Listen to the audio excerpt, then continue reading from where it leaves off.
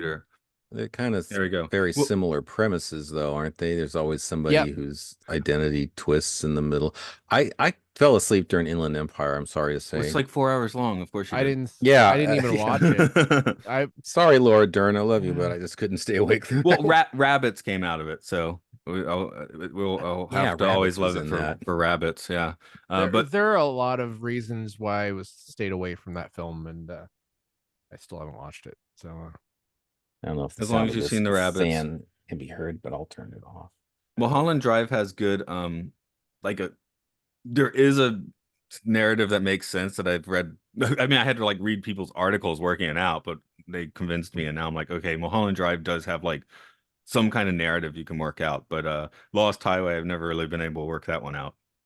I feel like Lost Highway was like the practice run for Mulholland Drive. I could see that. Also, when Yeah. Lost Highway came out, I hated the fact that it had all that Ramstein at the end. Now I find it Yeah. hysterical that it has all that Ramstein at the end. So that actually I helps. I was actually laughing at it when it came out, but it's still, yeah. No, at the Mulholland time, Drive like was I also don't supposed to think be a it's TV cool. show, though, right? Yes. That was a Like pilot. Twin Peaks. It was another pilot, Hmm. but then this one didn't make it to series, and so he had to wrap it up. It was Like a he it did was with a the Twin Peaks pilot pilot.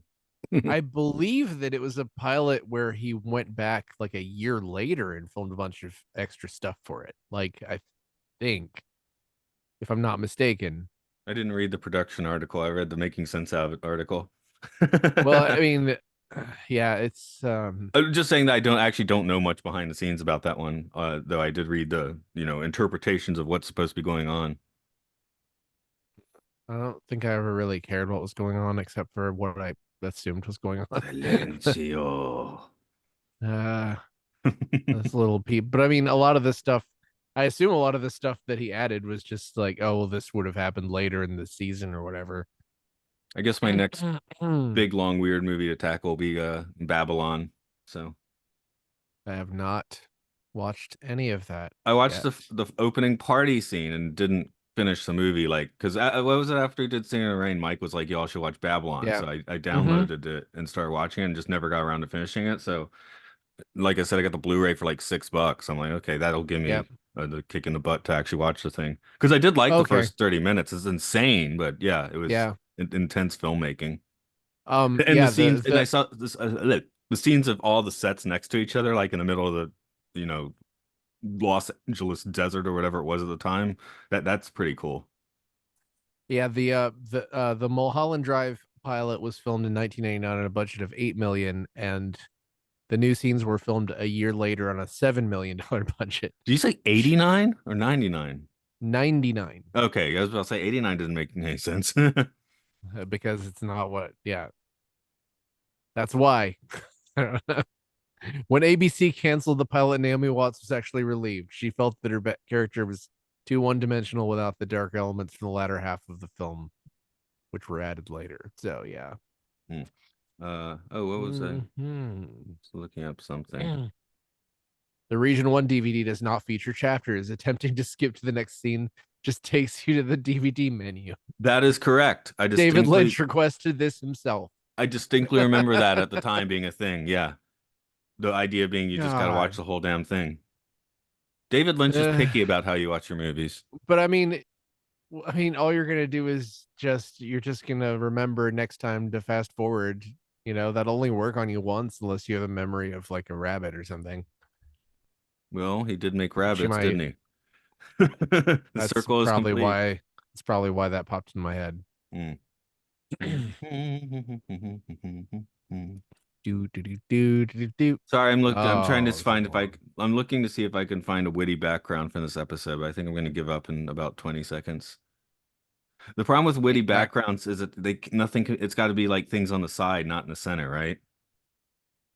I don't know. Yeah, because you're in the middle of it. So if I want to put that lady that's almost not wearing a shirt, I would have to you should be right behind me, you know? Wow. Yeah, that was the second search result for Golos Space 1999. I was What just do gonna you see if I could find the So Zora. Oh, you're Zova. isn't Golos the name of the planet? Yeah, that's what I was looking for. Oh, Was the okay, planet. okay. Sorry, I thought we Because were talking because I character. was looking for a background because that would be a good background, but I Hmm. can't find. And then like the So they're third not picture Telosians, is they're Golosians. Was that the Yeah. same as the War Games matte painting? Could be. No, it's a different. That was Oh. a matter of model. Might have been. I think it was a model. It looked like they took the War Yeah. Games model and put different towers in it. It That actually was could one of be. the nicer things about the story. I kind of like that one. I No, think I I love think that. Golos looked Off for cool. 3 seconds. Yeah, Golos Golos. looked pretty cool. I think one problem is I don't know how to spell Golos. Just guess, and you're probably right. I was wrong when I did it the That's a first time. Oh, well, Golos. never mind. Now you got me wondering.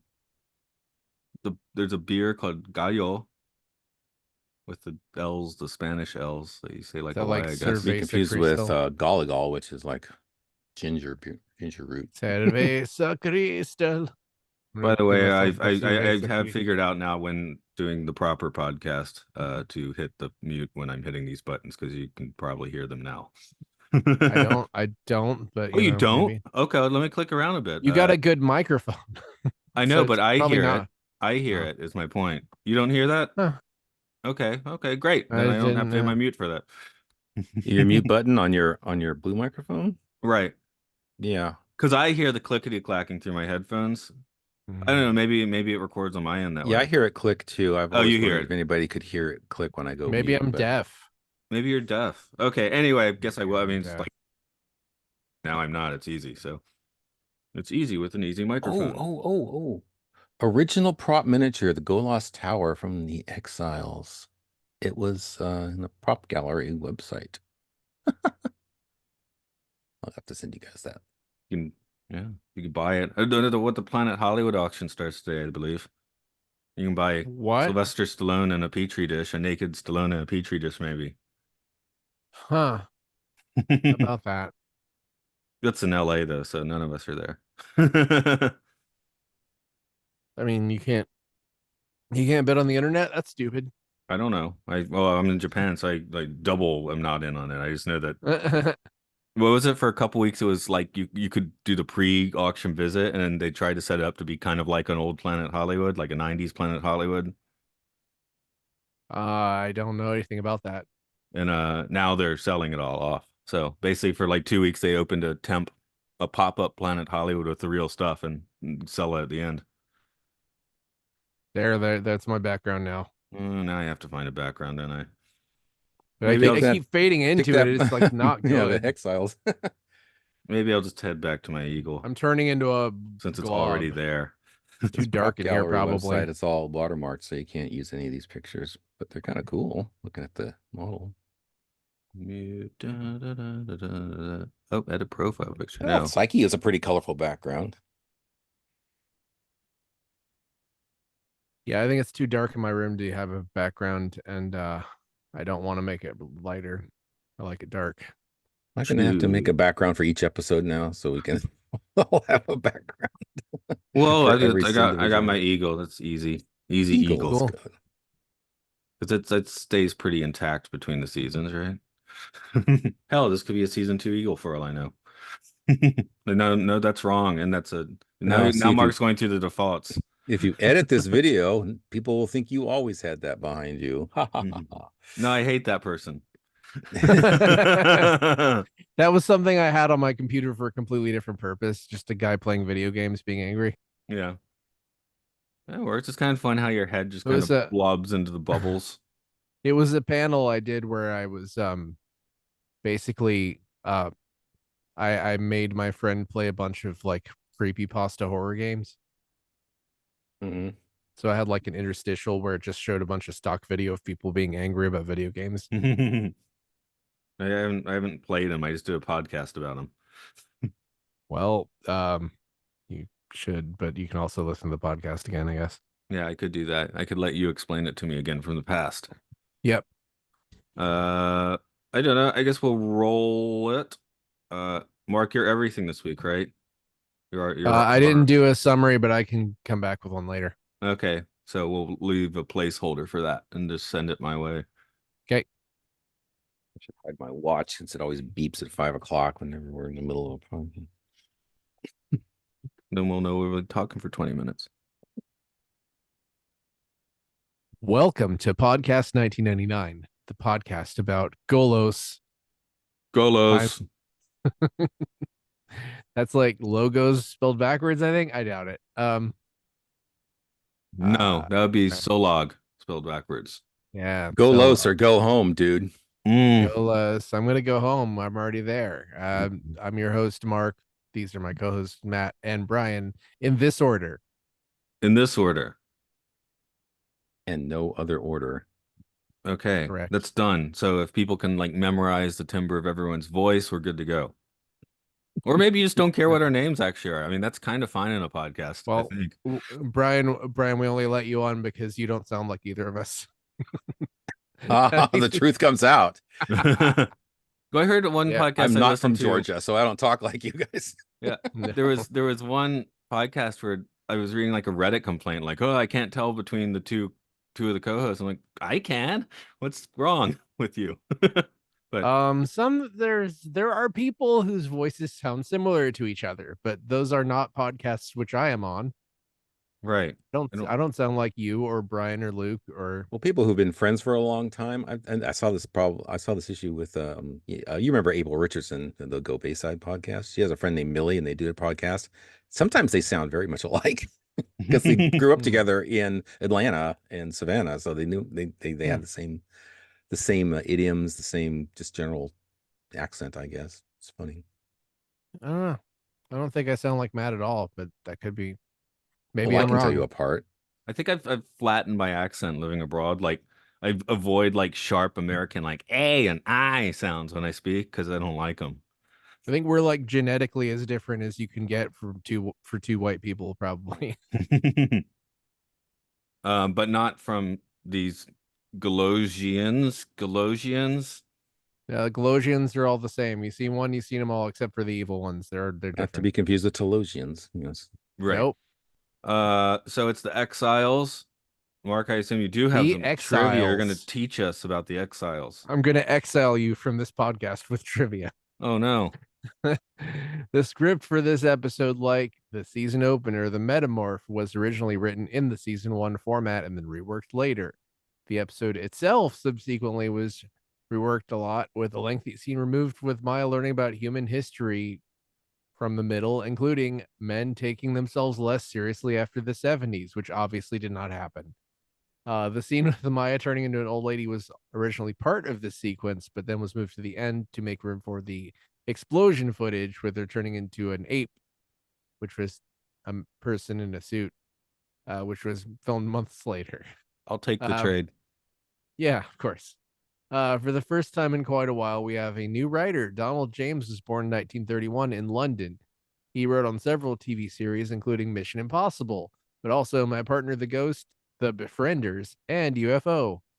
His final on-screen credit was immediately following this with his work on 1981's A Spy at Evening, but he didn't pass away until 2008 at the age of 76.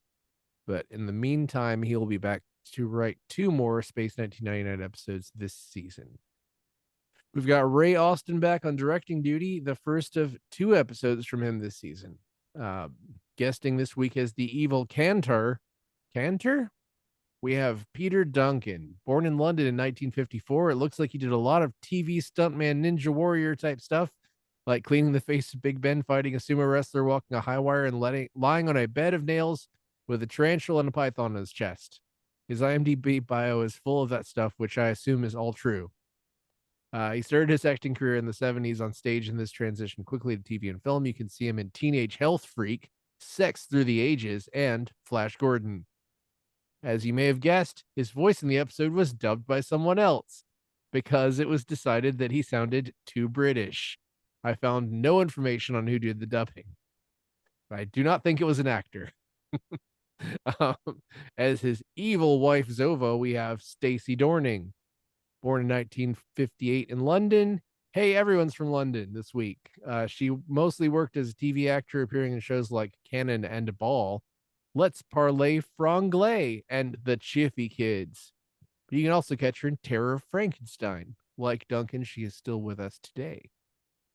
Playing Mirella, we have Margaret Inglis, born in 1912. She was an actor with only a few credits, which include House of the Living Dead and A New Life. This is actually her final on-screen credit, but she only passed away in 2010. Her son, James Leith, will show up as a guard in the episode Seed of Destruction later this season.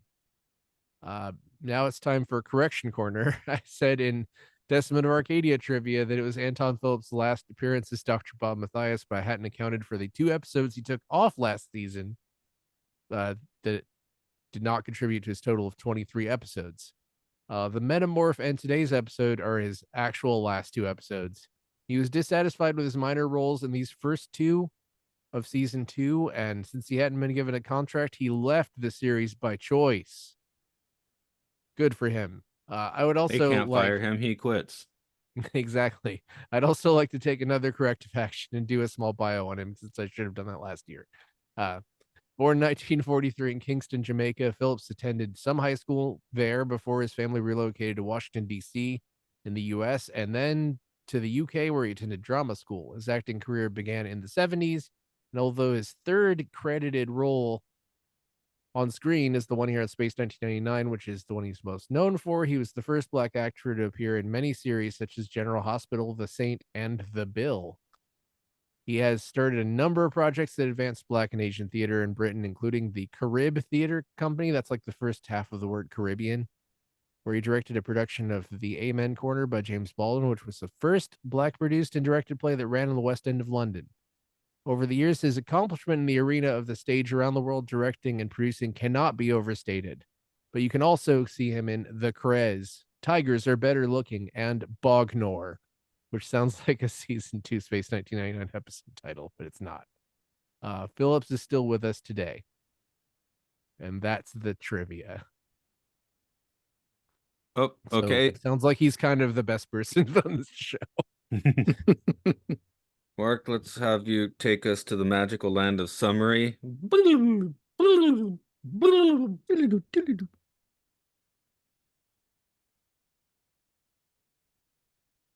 That was enrapturing. All right. Thank you. You're welcome. And you're welcome. And thank you. Not saying I did not enjoy the episode. I did enjoy the episode. A couple things. Guest star lower rent, maybe? Well, maybe if they'd let him talk with his own voice. I don't know. I guess I did not catch that. I just thought he had this weird voice, and that never occurred to me. And he's not the standard Italian dub guy from last season who did all the Italian actors. Well, it's like No, dub people are legends, right? So dubbed Italians or legends up to this point for a guest star. So this is the first time in a while I was just like, here's a guest star that's just kind of a couple of squibs. They're squibs. The thing is, the Italian guys all had like Schwarzenegger level charisma, and they were also inexplicably dubbed by another Italian guy. Right. Although what was the wife's name? Oh, her name is Zora, was it? Zola. Zola. Okay, I Zova. enjoyed. Oh, Zova. Zova. Okay, I enjoyed seeing Zova. I'm sure she enjoyed being seen until she put on that spacesuit. I kept thinking that she was very young because she had this like petite body. I was sort of like, I kept being like, wait, is that a child? No, it's not. I was willing to accept that it probably wasn't a child. No, it wasn't. So yeah. So okay, that's just I mean, we've been blessed with Brian, not this Brian too, but we're blessed with this Brian much more often. We are, but that guy, the larger man, was we've had him for the past 2 weeks on this podcast, so it's just like, okay, guest star step down, and then the dubbing thing, yes, does not help. And the other one, maybe the reason they didn't catch is this is kind of spacey, isn't it? And he's not Ricardo Montalban at all. It does have that whole spacey vibe, doesn't it? It's apparently Superman. I don't know if all Golans have the powers, but it seems like as the episode goes on, Cantor gets more and more superpowers, and I don't know if they're due to his saran wrapped body, but he can do all sorts of magic things, including the thing that caught me off guard was the voodoo. Did you guys see the news the other day about the AI pin? It's a little computer that you hang, it's like a Star Trek Discovery kind of badge that does everything, you know. It projects things onto your hand. And I just saw Cantor Mm. getting this inexplicably live feed from the Eagle of what's going on with Zova and Koenig and Maya and the spacesuits. And I it's like, wow, that was weird. That's like another piece of technology that just kind of materialized the same time I rewatched this episode, this ability to watch things in your hand. I'm probably no fun at all on this whole opinion, but I'm like, I haven't had a smartwatch or smartphone that works correctly. So can they make a phone that works before they start doing AI stuff? Or can I get a pin that has Windows 7 in it? It sounds Can I like the just pin have is Windows 7? maybe a leap in technology too far to actually work. It's probably going to flop, I but it's am going to lead to other things. But I am I was just assuming like, it wow, watching things on your hand. That's it's straight out of Space 1999. I I once again will recommend another podcast. Behind the Bastards has a couple of episodes on Tech Bro AI. I believe it's called Tech Bros Have Started a Cult based around AI, and they go around why that new what's that thing called? It's not a rabbit, but it's like the AI thing that came out. That's the thing you hold in your hand that looks like dumb garbage. It probably doesn't work. They About go this, into I don't why it probably won't understand. work.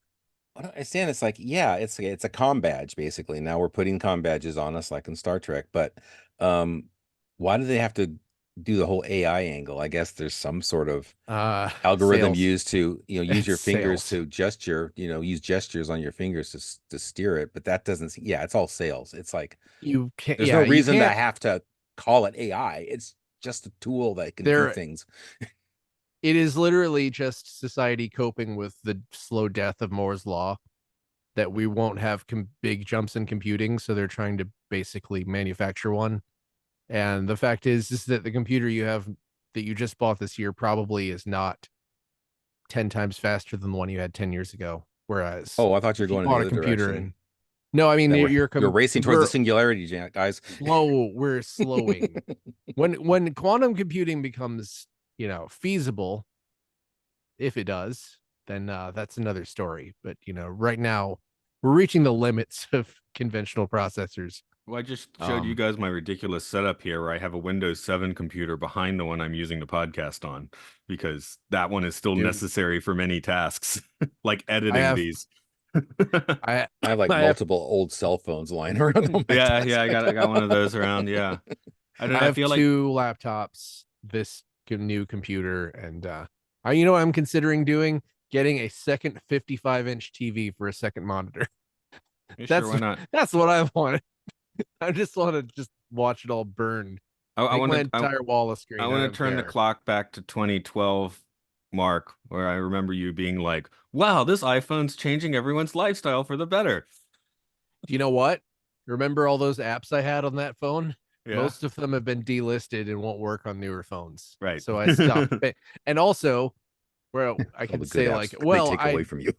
yeah, they took them away. And then if you want to replace them, then most apps now are subscription based. And if you have any idea how money works, you're going to be like, so if I pay $10 a month for this, it's $120, even if I want it just for a year. No, absolutely not. Nothing's worth that except, Netflix, I guess. And now that costs more than that. So, yeah, burn it all. Yep. Get me a get me an Apple IIe, please. You want to play the Oregon Trail? Yep, Okay. it worked. It worked. I didn't have to subscribe to it. There was So never a thing where I shot a bear and then a pop up came up that was like, "Want to shoot more bears? Send us $1." Now screw that. I'm gonna throw a few observations, I guess, on this episode. One, Okay. Moonbase's new shields not winning me over. So far, they Nah. haven't worked at all between the last episode and this That's episode. because Like, Victor took the Bergman shield with him, I guess. I well, guess he died. He took it That's with that's him and died in space. it's because the Bergman shield was designed to withstand black suns, and we can't deal with ordinary like bombs or anything. maybe he's Um, trapped in his own shield and they couldn't get him out. That's probably what happened. So in the beginning of the episode, we get more voiceover, which I guess is just here to stay now, like filling a voiceover. It's less annoying than the last two season one episodes. It's more like a captain's log now, except it comes from Helena, which is fine. Well, she's it kind of seems like she is more confident in this season, which I like, even though sometimes she's given very dumb things to say, but that's not her fault. That's not Barbara Bain's fault, probably. But then Koenig just seems more tired. Anyway, the stars are closer, so they're bathed in blue light. Like, what? Is that real? Can that happen? If I stars are don't know. closer, are you bathed in blue light all the time? Is it a blue giant? Maybe. If it's a blue But giant, it would be sure, why like not? multiple blue giants. How close do you have to get to a blue giant that you get blue light that bathes you? You learned all I think about you'd blue be shifting from bathed in. Into Infinity. Oh, you're right. See, you learned. No, actually, you didn't learn anything, did you? Maybe there's blue shifted, and now when they leave, it'll be red light. I don't know. Also, I don't think Moonbase. Well, actually, Moonbase Alpha should be moving near the speed of light, but I Yeah. guess they are not. So obviously the little chambers with the evil guys in them look like salt shakers, but they're red. What Yeah, kind of spice do you think is in the red salt shakers? communist spice. Evil. Yeah, it's communist spice. Borscht powder. Something like that. Looking. Oh, here we go. When they get the alien artifact, can you ever really bio-clear an alien artifact? You don't know what it is. I like the fact that Tony is Because like, it's alien. "What? Bring it here? What are you talking about?" Because that's like what people should have been saying. Yeah, we're gonna touch it. We're gonna touch it. We're gonna put it in our lab with no containment. We're gonna touch it. That's what's gonna happen. That's what we do here. Where have you been the past year, Tony? Well, it worked out. Yeah, it clearly worked out for them. Never. Yeah. I do want to get a big flashing danger sign for my room, though. And yeah, me too. I like the fact that we have a little speech where Helena says something like she saves lives, and then almost immediately there's a scene where she tells somebody to double the voltage to Cantor. And then also Conan, it's funny that they kind of keep destroying Cantor and like shooting him, and then he turns out to be evil anyway. Like, you know, just the fact that Koenig just is like, "Hey, come in here for a second." This did get back to it's a new flavor of Koenig is always right, but yeah, we are getting back to Koenig is always right. But he's Yeah. seen Space Seed, so he gets it. yeah, I guess that's it. I did find it fun Um, when Cantor keeps telling him he'll give them the secret, and I just imagine him pulling out a copy of the book, right? Yeah, and well, the new thing here is that we have limited life support, and they cannot take on anyone else, even though they just took Maya on, and apparently, I think at least 7 people are dead, right? Right, and also there has been a baby born on Alpha. Yeah, I guess there's that's like a a big edict, revelation. you know, no sex, please. We're alphans now because we can't have any kids. Well, you They're can't handing like, out the birth control. yeah, like you can't sterilize people because you need them to have kids on Project Exodus or whatever. So really, instead of Meta? titanium or tyranium, they really should be looking for more latex on other planets so they can make more condoms. Just have like terranium condoms. Whatever that is. I mean, yeah, I think Uh, yeah, I mean, we got that sauna scene, which was kind of a little, maybe a few shades Yes, past the solarium scene. So solarium. Yes, shout out to Captain Mike. His Yes. favorite thing, the solarium, is his favorite place on Moonbase. that And was also, Mark, we Mhm. have to call out to you. You called it last week, the whole purple vibe thing. purple vibe thing. Purple. Oh yes. Oh God. Yes. She's only been on the Uh, Moonbase 1 week, and Maya's already playing, sexy time games with It is Koenig and wild. Helena. It's obvious where they kind of put new things in the script, where the tone of the episode takes a wild shift, where it's dark and stern and sad, and then all of a sudden it's like, hey, let's all kiss and become each other, and make I mean, statues. Freddie's behind that. He's all about, the relationships, but really he just wants to see Catherine Shell doing sexy things. You were It saying is that kind of, interjecting them in the it's not even Catherine Shell, it's two Barbara Baines. Yeah, I mean, it's like I don't mind this because I feel like if you're on a moon with somebody for a 400 days, however long this has been, then you probably would be doing that. I don't know about Maya doing that immediately, but I guess that's just her vibe. It's just like, I just thought it was funny you called it out go. from a 30-second scene at the end of the metamorph. It goes straight to this. Yeah. I feel like they I only have don't know. 24 episodes to work with. They got to move things along. I feel like I know what it means when somebody jumps up super high on the cast list, like the first That is an place. interesting 70s TV thing, though, where there's a cast change and then there's like a 3-episode transition or so, and now it's new status quo all the time, which maybe is what we're doing here. I'm thinking MASH when they especially when they changed commanders and went from Don't know Blake much about and that. Tom Christopher as the Hawkman. Yeah. But yeah, because I just remember MASH a few times having like these 3-episode transitions to the new status quo, because 70s TV needs to be stuck in some kind of a rut, right? But you I get mean, like 3 episodes to steer the ship. And I did think this one yeah. felt more like a season 1 episode than the Metamorph. I guess both of them you said were written for season 1 originally. I mean, the reason this feels more like a season 1 episode is because it directly takes the Alpha Child. It's like basically most of the Alpha Child story, except for the baby part. Okay, that's not most. A lot of the second half of the Alpha Child. Okay. Or Alpha Again, Child. I was totally tracking Space Seed for whatever reason, but yeah. Well, that too. I mean, it's more like Space Seed, but for we have had aliens that are like, we're going to take this thing over. We were kicked off our planet because we're evil. Balor was the one exile we came across before, but he was alone and locked up, and he was really angry. Jarek and his wife were also exiles, but they were and they actually had someone actively in chasing them. They actually had someone hunting them down, which was convenient for Alpha. Otherwise, You're they would right. have been in big trouble.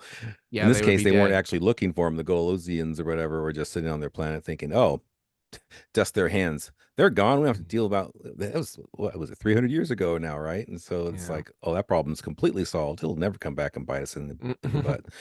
Right in the middle of the episode, something that kind of did surprise me was having the kind of, I guess, again, Star Trek style, because we got Fred Friedberger here, but the command staff like talking about what they're going to do, which I don't really think we saw in season 1. In season 1, it's Koenig's making a decision and Victor's mumbling something to him behind him, but it's not really a conversation. Well, John. I guess this is probably the point to bring up what I think has been the worst writing of this entire show so far.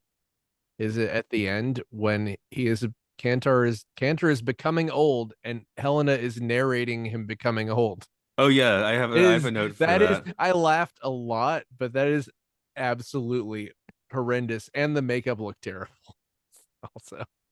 And there's absolutely no attempt except for one shot where she's actually saying the words. Everything she's like off camera or ADR. She's obscured. ADR is so ADR. It was so weird. ADR. It's so weird and unnecessary, and I feel like it must be filler to take up what would have. I wrote I like it. Never great. I wrote I like it. I said, but I like how Helena speaks reality. I might have written that ironically. Manifesting it. I was just saying I don't like her ADR because she's always talking an octave higher than she normally does. In my previous note, just to show how dumb I am, is I agree that Cantor seems young. Oh, or now I don't. That's like he looked like old Jim Henson for a minute until he didn't look like a real person at all. It was funny. I don't know. That's the only nice thing I can say about it. It was like you play that for somebody and they'll be like not want to watch the series. So never play that for anybody. Oh, here's what I caught the dubbing. Okay, I wrote audio latency on Golas sucks. So I was thinking it was an audio issue for some reason. I for some reason saw that first, so I knew. don't know if it's me, but my Blu-rays, sometimes it seems like the audio is out of sync with the video. I don't know if it's my Blu-ray player doing that or what.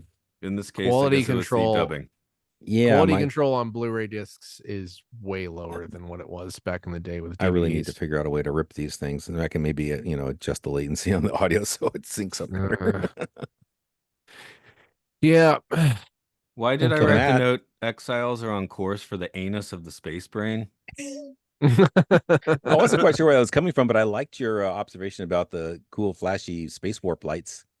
Oh, God, Yeah, no, those were course. cool. And I love the way Golos looks. It looks cool. And what's her name? Morella was great. Maybe she should have been in it more. See, But, She should have played Ara in season 1. She would Alien- probably You're have her right. lines. You're right. Alien Command looks like a high budget dipping dot station. It does. I like dipping dots. Those are good. I mean, that's supposed to be garbage that only 12-year-olds like. Dip- But I was introduced to them when I was like 12, I guess. So yeah. Well, that's I mean, two I planets like in a row the- now where the stuff in the in this one control room can destroy the entire planet if you blow it up or smash it with a rock like Coney did last week. It's like, stop centralizing everything in one place that you can blow up the whole planet real easily. I like the thing that's best about Dippin' Dots is that former White House press secretary Sean Spicer used to go after them on Twitter all the time. Like he tweeted, Dippin' Dots is not the ice cream of the future. And then a year later he tweeted, I think I've said this before, but Dippin' Dots are not the ice cream of the future. That's kind of a strange hill to die on, but okay. Then a couple months after that, he shares an article about them filing for bankruptcy. My mental picture of him is what? They're still around, aren't they? Dippin' Hey, Dots? Yeah, they are. all Bankruptcy is yeah. nothing to a business. They just restructure. Well, It's not good. like I'm trying to Dots. picture Spicer in my head, and all I can come up is with the Saturday Night Live version. Yeah. Then he said if Dippin' Dots was truly the ice cream of the future, they would not have run out of vanilla. So that means that he went to Dippin' Dots, right? I mean, I don't know. I was yesterday, while we were talking SNL and stuff, I was having another pass through all of Patrick Stewart's bizarre comedy bits, like the Exiles one, if you've seen that, where he's describing his film script. I think I only saw how many times did he show up on that show? I think I only saw the one. It's where Gervais goes into his dressing room and like is trying to show Okay, the no, script. I He's talking didn't. about, oh, No. Cindy, that's great. And then there's the I was saying Saturday Night Live because he has his erotic Kate sketch where the entire time you can tell Patrick Stewart is about to crack up. You've seen the erotic cakes, Mark? Yeah. Okay. I saw that was in the 90s, but I think he's shown up since then in episodes I haven't seen. Possibly, but yeah, I'll definitely get you the extras bit. Okay, that's near here nor there. That's what I was doing yesterday before I watched The Exiles. So, well, anyway, The Exiles, not a great episode, but there's some fun stuff here. It's Maya it's goes weird gorilla. how... That's wonderful. Yes, that is fantastic. Alpha And sexier now. No, I'm kind of surprised at myself by how much I love just seeing Maya turn into animals. Just like, even though the gleam in her eye. That is one of the dumber scenes in this episode where Tony says, let's not go explode like a couple of rockets, play it cool. And then he runs in immediately and gets shot. And then she becomes a panther and just stands there until they pick the gun up and shoot her. Yeah, she wasn't very effective as a panther, was No. she? No, Gorilla worked much better. I wonder why. It's because they couldn't film a panther doing anything to someone. Like, it'd be cool if they just had a dummy and had a panther maul it. What's my note? Maya should have Black Panthered harder. Okay, or They wrote that and they're like, wait, what do we do now? We can't have panther attack a person. You can't have panther attack a stunt person. Well, it's I the think whole we're going to see the problem. budget when the budget falls eventually, that we'll get less and less live animals, Ugh. particularly large animals Yeah. that require trainers that keep them in check. Well, hopefully they own the gorilla suit. I assume we'll see the gorilla suit some more. The gorilla almost looked like it was wearing drag, like it had makeup on or something. Like what was that? Well, it was a Maya It was gorilla. great. Maya's It made got me her so happy. makeup-y things, right? No, it was great. I loved it. I was like, please just keep doing this. I don't I might have hated this if I saw it in the 80s as a kid or something, but as an adult in the era where everything has to be CGI and look like garbage, that was amazing. Right. I guess, yeah. It's Buck Rogers. I don't remember how much of that they do. I feel like they do some of that sort of stuff too. Of course they do. Hmm. Okay. Uh, so Tony says that Maya would get court-martialed for doing Because the Alpha old is a thruple military thing. installation. I will say, it's always like Star Trek's not military, but it feels pretty military half the time. And when they started saying that, I was like, oh, that's so weird because I never even had a glimmer of thinking Alpha was military. It does No, actually seem like a science station, you know? it seems like they just wrote that not thinking about what they were writing. They thought they were Yeah, writing the Star Trek season 3 or I think 4. it was more sort of a jumping off point for any scientific exploration of the moon or other places because we kept seeing, space probes being built in orbit to go off to Meta or Ultra or wherever. And also, Paul Morrow's job is apparently like an air traffic controller. I guess that's why he's called Yeah. Controller Morrow. He's just sitting there directing traffic around the moon most of the time. So yeah, it never struck me Probably a stressful job, yeah, but not a military job. I not a mean, military job. his father was killed by the Queller drive. He's probably really upset all the Mm, time. mm. But I guess now he's dead. I don't know. Well, he it's like how they say like like LSD or shrooms could be therapeutic and you take them and you get over your stuff. So Oh yeah, that's a good point. he had his breakthrough. Maybe he Fine died now. looking for more shrooms. He's hoping there was some still out there on the lunar landscape. Well, it gets boring on Alpha after a while. It's been 403 Uh, days. Sandra, so I'm that's really why upset. I'm gonna go look for some more mushrooms. we have Tony, someone who's much more comfortable being bored. Yes, exactly. Um, that's that's kind of mean, but I don't know. Yeah, he's Tony less interesting than Paul. I'm sorry. So Well, far. Paul was not interesting 2 episodes into season 1. Yeah, he barely. I didn't We know did, who you the didn't even regulars right. were. You didn't even really rate. You didn't No, notice Paul till like episode 4 or 5, and he didn't really stand yeah. out till what, episode 10. So I just remember when it was like Sandra and Paul obviously had a thing in Black Sun, and that was the first time I even noticed that he was there. right. This Oh, was the Like like, the other guitar, man. He played the guitar all the time. Didn't you dig the rocking, guitar? rocking. No, and so they still I got a mean, space two guitarist, out I of hope. three people, at least two people on this podcast play guitar, maybe three. I don't know. I can play the ukulele, kind of. There you go. Three people can play the guitar I know on um, the this three podcast. chords. 100%. It's a of course, common skill. Maya's other change in this episode is turning into Barbara Bain, turning into Helena. Yep. So what I wrote Bain threesome with smooth jazz. Someone's not getting any tonight, but yeah, it does seem we're like directly to like these two actually are doing it as they do in real life, I guess. So we've gone straight. That was the thing. Like one was kind of a slow burn, right? And now it's like, yeah, Mhm. they're romping. It seems by I episode don't. 2 Like here. Did maybe they? sometime after Arcadia, they just said, "Screw it, let's go sleep together." Yeah, Yeah. really. Yeah. Well, I'm sad about Victor and Paul dying in that airlock incident. Let's go have sex to feel better. Yeah, that's probably what happened. Uh, You go write that bookmark. okay. It'll be called "Let's Have Sadness Sex" sex. because our friends died. A space 1999 romance novel. But I guess if someone maybe over the age of 12 watching this in 1976 or whatever is like seeing these changes and just being what no like Um, they've turned so many dials like slightly at this point. I wouldn't be surprised if people, I don't know, Brian, you watched this when it came out, right? Did you have any feelings about this? Because I feel like people would just be like, yeah, sure. At the time, Regarding just the their relationship. dialed up relationship, Just yeah. oh, and just a complete season change. I mean, I like we Mark and I haven't seen season 2, but we came in like completely primed and ready for something, like 30% different.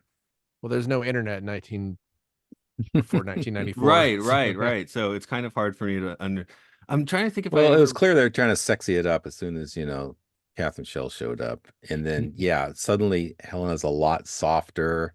I don't know if it's her hair or something, the new outfits. She's much less strident, and always snuggling up to Koenig at just about every opportunity. It was kind of like, yeah, it's a little weird, but I guess it's sort of a natural, in a way, it was kind of a natural progression. Of course, they were going to get together eventually. So it seems like that was the time. But that's what Fred was trying to do. Freddie was trying to get everyone more warm and likable. Oh, I know the show There's that confused me as a kid growing up. So I was a little too young to watch Space 1999, but I do remember being very confused between seasons 1 and 2 of Webster. Wait, what happened then? At the end of season 1, he burns down his parents' apartment, and the next season they're in a big house. Oh, well, good for them, as that's a metaphor for what he did to their show. Yeah, good, basically. Well, I think that is the thing. Like, it was their show in season 1 more so. I Uh-huh. mean, they'd already put the name Webster on it, but yeah. Well, Oh, sometimes they Yeah. just want to show off their new budget, so they get a new house, but they have to explain what happened to the old house. I think that happened in Remington Steel. Like Stephanie Zimlis's house got exploded, and then she moved into a flat or something. By the end of the season, she had a new place. Webster does exist in the Star Trek timeline, by the way. That's true. Oh yeah, because Worf beamed in, right? Oh no, Webster beamed onto the D and No, the other talked to way. Worf. Webster beamed onto the Yeah, Enterprise. yeah. But it's just a clip show of Webster describing his experience to Worf, which is weird, with a couple like rando extras milling about. I mean, Well, Worf is a our good friend foil for Earl figured Webster. out that, yeah, our friend Earl figured out that Richard Belzer's character from one of those police procedurals like ties them all together because he keeps showing up and he's in the X-Files, and then he traced it back, and he's like half the television universe all ties together now because of Richard Belzer. Well, there was He's like the also Watcher or something, just showing up and there was in the early 90s the must see TV NBC whatever thing where they had like a hurricane come through and like 4 different series had to do the hurricane. wasn't that the animated Fox shows? No, there was I They remember did the that on Golden NBC too. Girls. The Golden Okay, I Girls didn't was see one of that. them. So, and yeah. Oh, and all the sitcoms visiting Disney World. But then like clearly they had one set of sitcom actors do a scene and then they left, and then they'd have the next, like they'd have the step-by-step crew like do the Tower of Terror. And then they Mhm. like it was clear that they must have just that day, like, okay, you guys are finished, bring in the Family Matters crew. And it's like the same scene in both shows. Oh God, Like it's like the same, ride operator or the same whatever. effect or Yeah, whatever. Yeah. yeah. I did notice there was a scene that I didn't take detailed notes about, but there is something where two people are putting spacesuits on, and it zooms in on Alan Carter's face on a monitor, and he just looks completely over it. Like he just looks sick of everything. He seems really bummed out in this season. I don't know if it's just has to do with everything. I assume it has to do with everything, just Yeah, everything. and I guess Tony so far is kind of is in the Alan Carter, like, space hero role at this point. Yeah. Yeah, they're giving Tony tons and tons of lines, and obviously Alan didn't get much. Obviously, Dr. Matthias didn't get very much. Oh, my note there is what is it? Hey, there's Matthias, but he isn't saying or Uh-huh. doing anything. I Yeah, told you he was back. I told you he was going to be back, but not very much. you're right. Yeah, and I don't think I may have noticed him in the metamorph, but I think I thought it was an error or something. I don't I think he know. just threw himself through a window and into space. Like Yeah. in War Games, he just threw himself through the window. I'm Yeah, tired of this. canonically he just stole an eagle and then just like flew to Golos and started a new Yeah. life. And I think Okay. Alan Carter was just upset because he didn't get that sweet gig on the Altares with Brian Blessed after all. Yeah, it seems like he's had to deal with a lot of disappointment in a very short window. So that's a real bummer because yeah, I can say Alan better than Tony. Sorry, Tony. I hope Tony's not listening to this. You're The good, but character, Tony Verducci, is I'm not no the listening to the this. the actor. No, the character. Okay, the character. Yeah, he's playing a character that's not very good. You're right. I should just look at it like that. Well, I just want to think the character is listening to our podcast, not the actor. That's all. Yep. What is this? Don't trust the Uh, aliens. Example 7, 8. They're saying it like it's like a Hmm. like don't trust the aliens. Like you can't believe this, but don't trust the aliens. And I'm like, hey, you've done this well, 7 or 8 times Well, already. Tony said that last week yeah. about Mentor. Mentor's like, we don't Mhm. trust aliens. I was like, yeah, well, we've had some problems too with aliens, so we don't trust you either. And now Well, we're trusting the aliens. Yeah, Mentor kept saying, "You can take me at my word. I am." Don't trust somebody named Mentor from Planet Psyche. That's just insane. It's like he's telling you he's. I'm. Maybe you can't judge someone by their name, but if I meet someone named Mentor, I'm going to be suspicious of them immediately. Um, but also I guess Kantar, even though I guess Ragnar was a good guy, but Ragnar is dead. Mm. I'm looking at my notes and I'm seeing names. Okay, yeah, because I actually don't know what you're talking Oh, the fact that about. he Galosians. noted it. He Okay. took him like 5 minutes to figure out he's 300 years in the future because he was been asleep for 300 years. It's not the first thing you would think about, you know? I put all over my notes. I put that these guys are going to reprogram the life support system into a death support system. I And I mean, think this would have been a better episode if it had been called Death Support System. Cantor is not as smart as Khan. What are the first things Khan No, says upon waking up?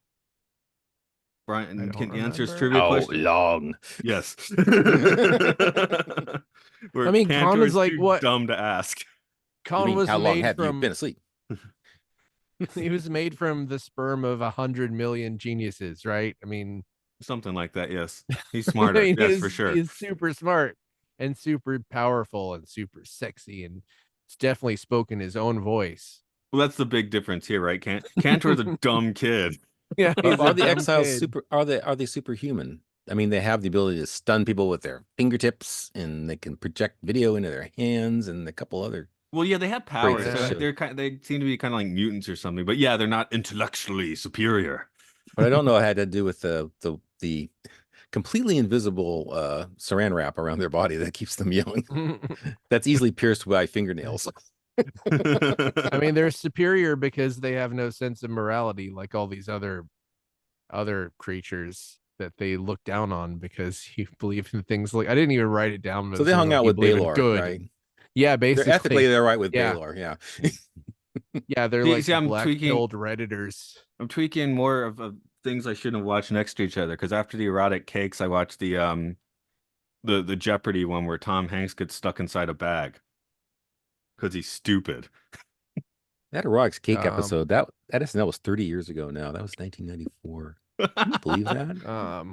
yeah, I do. All of the It actors feels did like it look was that somewhat long young. ago. It feels like it was that long ago. I don't know. Well, I it was don't around the remember. time they released Star Trek Generations. That's probably why he was on the show in the Yeah. first place. Time is an That was a unforgiving mistress. Time is the long fire in time which ago. we all burn. God, True I had words. I had a stressful dream the other night, and like as I was waking up, someone in the dream kept saying, "Time is killing us all. Time is killing us all. Time is killing us all." Hmm. And I was just like, "Ah, That seems God." about right. I had a really involved dream waking up this morning. I had it for 10 minutes after. I should have written something down. Oops. I used to be good about that. Now I'm not. I've had a lot of vivid dreams lately, and most of them have not been particularly pleasant. Now I'm No, thinking of Homer Simpson Um, saying, "Oh, stupid time." no, I was Bring just back Sheriff Lobo. I was doing some kind of task in my dream, some kind of job, but it wasn't like a particularly unpleasant one. So, yeah. Mm. No, I wasn't stuck in a Well, plastic bag or anything. Uh, well, do you want to throw the question on this one, or you got another big observation? Oh, I have my usual I oh, sorry, go observation. ahead. Go ahead. No, you can go ahead. Oh, I was I was saying that I think that the reason Koenig knew which Helena was which was that she was being a little bit of a pill, that the real one. I thought you were gonna say she had more tongue or something than Maya did. I think yeah, she did kiss him for longer, but you know, also she was just started complaining a lot. It was like, I assume oh, that it's stuff you. happened all the time in the 70s. And then she wouldn't give him the bust, even though she should have, because then maybe the yeah, that was really weird how you see Zova putting her hands on that bust and you can magically hear Helena screaming with pain, I and assume they had a magically it makes comms, link. oh yeah, I guess her hand would have transmitted it, but that was a lot of magical stuff It happening. was pretty voodoo, yes. I wrote Yeah, that FaceTime. was I was not able to suspend my disbelief about their abilities after a certain point. Evil FaceTime. I was setting up my daughter's school iPad, right? And yeah, it said all these apps that they're supposed to put on, and all of them were like rated 2 stars. I'm like, well, that's probably disgruntled students. I mean, because they Leave a don't bad want them. review. the app I used for my delivery job is straight garbage. I I would give it 0 stars if I could. I think you have to give it 1 star. You have to give it the one. Yeah, I know. Hmm. But it's garbage. Anyway. Brian, were you taking us to the book corner? Yes, I was. How did you Okay. guess? Um, well, you made a comment that made me realize I was looking. I was gonna try to read the novelization of this episode, then I realized that, oh, unlike the first season novels, these episodes are in completely different order in the book, and it's like 3 books down before you get to the Exiles. But I did see, I was flipping through the first book, I saw that scene that you talked about when at the opening scene, the Helen is talking about the blue light bathing and everything. And I got to wondering, was that written for another episode and it's got grafted onto this one, or did the author take that speech and move it to a different story in the book? Because we were talking about how they were rewriting the scripts to fit the new format.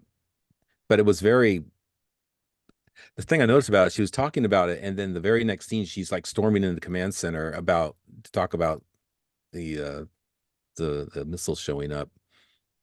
And it just seemed like there was a real disconnect there. It didn't seem like what she had said had anything to do with what the episode was about. Yeah, I mean, this one in particular definitely has a bit of a Frankenstein feel, especially just tonally. Like one of you or both of you said that just tonally, it's like all over the place. Mm-hmm. Yeah, it gets Yeah. sexy really, really fast. And then Yeah, it yeah, turns okay, into from nowhere, right? exploding. Yeah, then it turns into there's an explosion and Maya becomes an ape just almost immediately after that part. I mean, But that's the funny fun. part, That's fun sci-fi whiplash, yeah.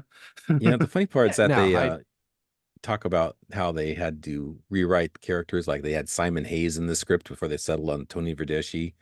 And yet in the novels, if they're all jumbled up, the writer had to like do a lot of juggling of the names around after a certain point. He had in the Metamorph, he had Simon Hayes, but then in this one he has Tony Verdeschi, and it's like it gets very confusing. Oh, and what McClintock or something instead of Alan Carter, who was there from day one. It gets very convoluted when you try to read them. Sounds like they got a cowboy on Alpha.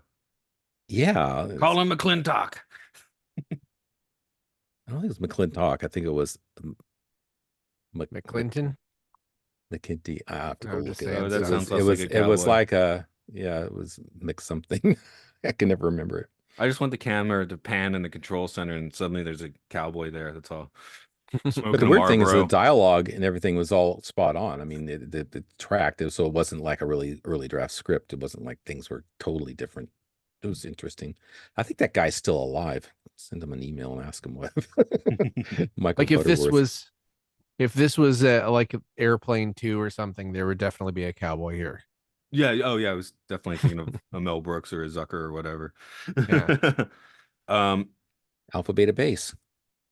Right. So I guess we're Airplane looking at 2, the these sequel. episode now. How Yeah. much of this is hard sci-fi and how much of this is soft sci-fi? And hey, if you want to add in a third one of how much it's completely stupid sci-fi, you're welcome to do that.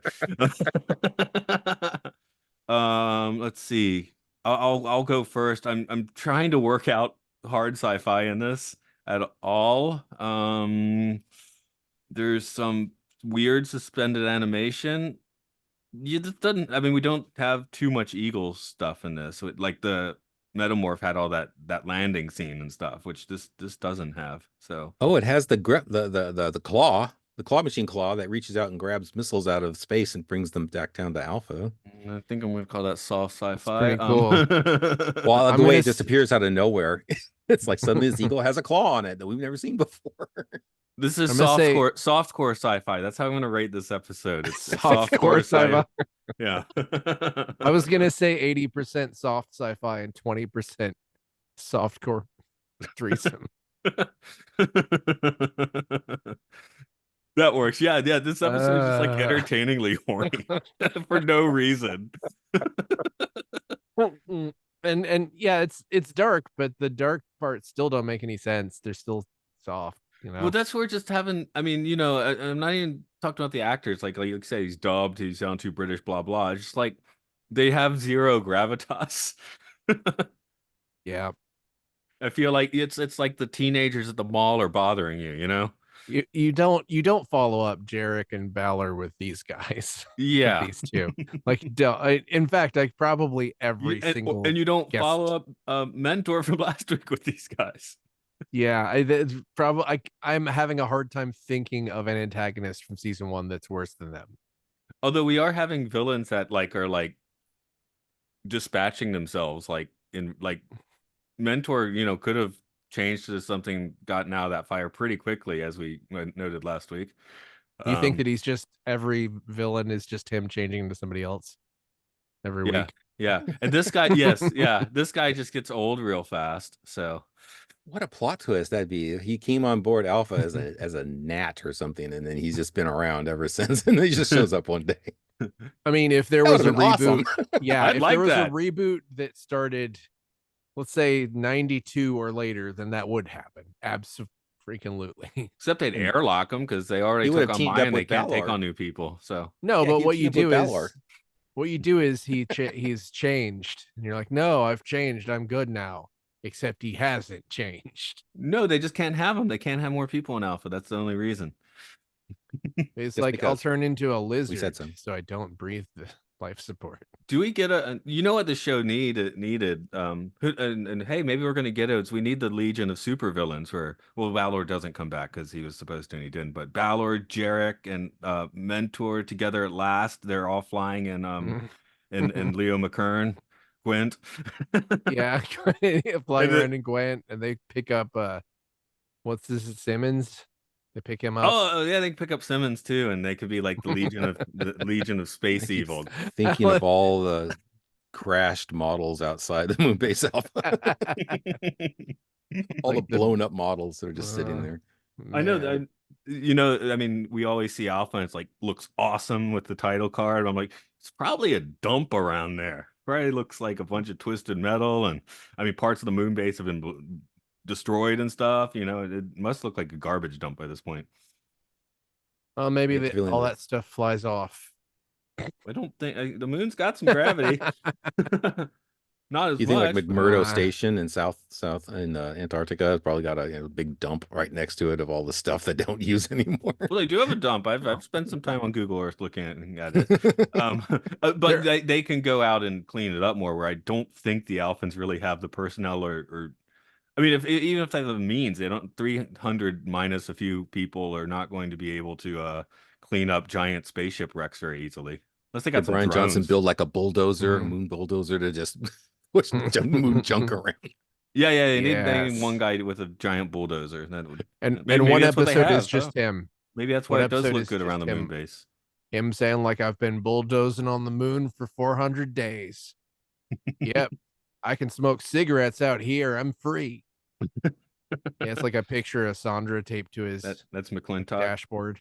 Yeah, Yeah, that's McClintock. There was one point I completely forgot to make, which is just the beginning of my notes when they first see the spaceships. Everyone says that they're space bees, which is an insane thing to think. Because they're in a swarm. Yeah, I guess it's still like, oh, there are, of course there are space bees. Brian, I I don't don't know. think I tossed you the floor about the hard sci-fi, softcore sci-fi question. Oh, well, the hard sci-fi I liked about this was they established there's a research base and a travel tube that goes way out to this hill outside the base where they do all the dangerous stuff. I thought that was a nice addition. I don't know if we see that happen again, but they built the model for it. It would And make they built the sense. cool Golos miniature with the towers that we actually found them online. You can Google Golos Tower Space 910. You'll see the model that they use for that. So that was pretty cool. I like the grappling eagle, which inexplicably appeared with the grappling hook. That's all the harder sci-fi stuff. Aliens who just keep developing new powers every time the plot calls for it is a little. I mean, they were obviously being surreptitious and deceptive about how harmless they were, but it's like every time you turn around, they were doing something new. That was kind of dumb, I thought. It's like on the playground. Now I got new powers. No, you can't think- shoot me because now I got a force field. Yeah. At least Yeah, they waited exactly. a little while before, like Balor was just like, that's right, I'm evil. And he sort of just tipped his hat. He didn't really have to. Like Balor could have kept his secret a lot longer than he did. Yeah, but Like Balor these guys walks at the least walk. waited Balor's a got a minute. Balor.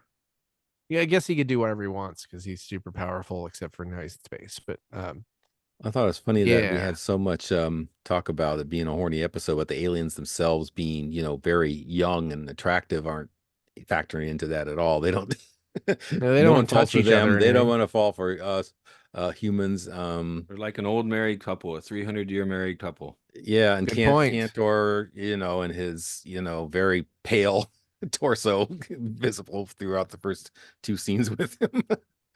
Yeah, Wasn't exactly beefcake. no, well, but everybody loves a powerful guy, and until he loses his Saran wrap, and then someone narrates him becoming old. Hmm. So what'd you say, 2080? I don't know, maybe about that. Like I said, I like the techie parts of it. They all found their way into Yeah. tech manuals shortly afterward. I think I said 80% soft and 20% porn, but something like that. Well, wait a minute. Is it hard Not sci-fi, porn, soft sci-fi, and soft core sci-fi? softcore sci-fi. Softcore Yeah. sci-fi. I don't find a whole lot of hard sci-fi in this, including the two aliens don't seem very Yeah. hard. Metamorphs turning into your girlfriend. That's the soft core sci-fi. I mean, I don't know. That would be very confusing if you had a metamorph for your girlfriend. It'd be very confusing. Yeah, they're just all giggling and laughing about it. I'm like, I don't think this is the first time. You'd be like the Oh. Stay tuned, second date. gentlemen. Stay tuned, gentlemen. The second It's date, only just starting. dude. The second date, it would be like, hey, what if I turn into your dad? No, really. No, really. Don't you think it would be weird if I turned into your dad for this date? Yeah, that would just maybe I'm paranoid, but that would come up really quickly, which I don't want. Anyway, and nobody wants it. No, some people want it, but Okay. What do people want, Mark? people want to go to patreon.com/podcastio and give us That's some right. money and look at other podcasts that are not about weird stuff with someone turning into your dad, like game show That probably or has that. Films and Filth.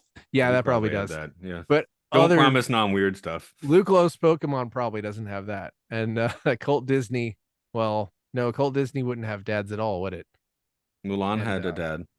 Films and Filth would definitely have that. And Hyrule Field Report would not. And I think that's all the podcasts. No, Time Enough podcast would not have that. So Whoa, come on. Someone will turn into your dad in Twilight Zone. okay, that's a good point. I Wow, think that's you're happened really already. Let me more think. common trope. making bad. Yeah. And Mark, you're just getting older, that's all. Your hair is graying, your fingers are becoming infirm. You can barely sit in front of that microphone anymore. You're growing a beard. You're 300 years old.